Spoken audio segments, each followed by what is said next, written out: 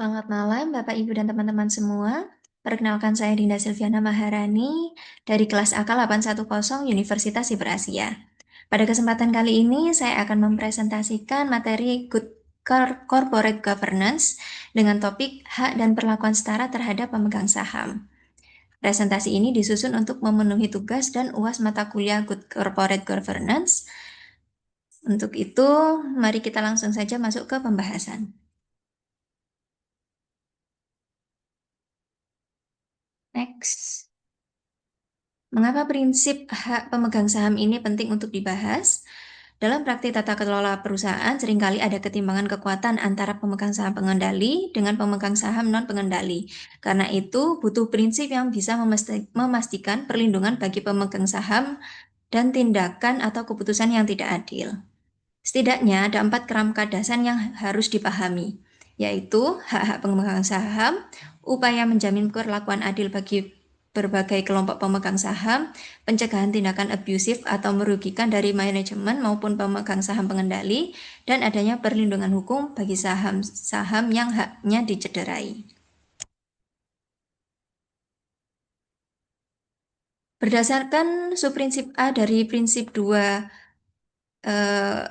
OECD 2015, terdapat 6 hak dasar yang melekat pada setiap pemegang saham, yaitu metode aman untuk registrasi kepemilikan saham, kemudian mengalihkan atau memindahtangankan saham, lalu mendapatkan informasi relevan dan material secara tepat waktu, berpartisipasi dan memberikan suara dalam RUPS, memilih dan mengganti anggota dewan, dan memperoleh bagian atas laba perusahaan atau dividen.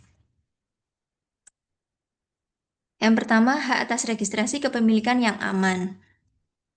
Perusahaan wajib menyelenggarakan daftar pemegang saham yang memuat identitas pemegang saham, jumlah dan klasifikasi saham, jumlah setoran, hingga keterangan hak gadai atau jaminan fidusia. Hak tersebut dicatat dalam DPS atas nama pemiliknya. Lalu kemudian hak atas informasi perusahaan yang relevan dan material. Yang pertama yaitu ada daftar saham perusahaan, kemudian ada daftar khusus, laporan keuangan auditan, dan laporan tahunan. Yang ketiga yaitu hak berpartisipasi dan memberikan suara di RUPS. Keputusan strategis yang tidak dapat diputuskan direksi harus mendapat persetujuan pemegang saham melalui RUPS sesuai pasal 52 UU PT. Setiap saham memiliki satu hak suara kecuali anggaran dasar menentukan yang lain. Kemudian ambang batas pemilikan bagi pemegang saham untuk meminta diselenggarakannya RUPS sebesar 1/10. Dan kemudian dasar hukum UU PT yang menjamin hak menghadiri dan mengeluarkan suara dalam RUPS. Yang keempat yaitu hak memilih dewan dan hak atas laba perusahaan.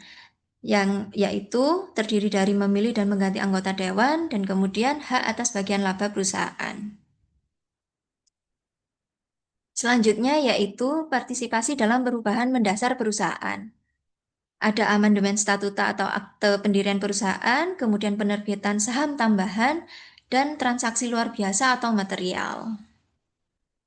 Berdasarkan POJK nomor 17 tahun 2020 terkait keterbukaan informasi transaksi material, terdapat uraian transaksi material yang dilakukan, ringkasan laporan penilaian independen, kontak resmi bagi pemegang saham, alasan dan pengaruh transaksi terhadap kondisi keuangan, pernyataan Dewan Komisaris dan Direksi bebas benturan kepentingan, dan pernyataan status transaksi afiliasi sesuai ketentuan OJK.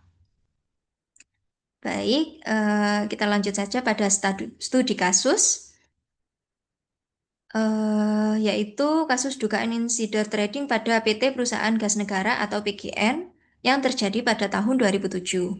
Kronologinya, yaitu September 2006 hingga Januari 2007, manajemen PGN sebenarnya sudah mengetahui adanya koreksi signifikan atas rencana volume gas yang akan dialirkan, serta potensi penundaan proyek pipanisasi. Namun, informasi ini baru diumumkan ke publik pada 11 Januari 2007, menyatakan bahwa koreksi volume gas dari sekitar 150 menjadi hanya 30, dan penundaan dari akhir Desember 2006 menjadi 2007. Akibatnya, harga saham PGN di bursa langsung anjlok drastis, dan menindaklanjuti hal ini, Bapepam LK kemudian menjatuhkan sanksi denda kepada direksi mantan direksi, dan pihak-pihak lainnya. Dari kasus ini, kita bisa mengidentifikasi setidaknya 3 pelanggaran terhadap prinsip dalam pemegang hak saham. Dan sebagai kesimpulan, maka dapat dirangkum sebagai berikut. Demikian presentasi yang dapat saya sampaikan. Terima kasih atas perhatiannya. Mohon maaf apabila ada kekurangan. Wassalamualaikum warahmatullahi wabarakatuh.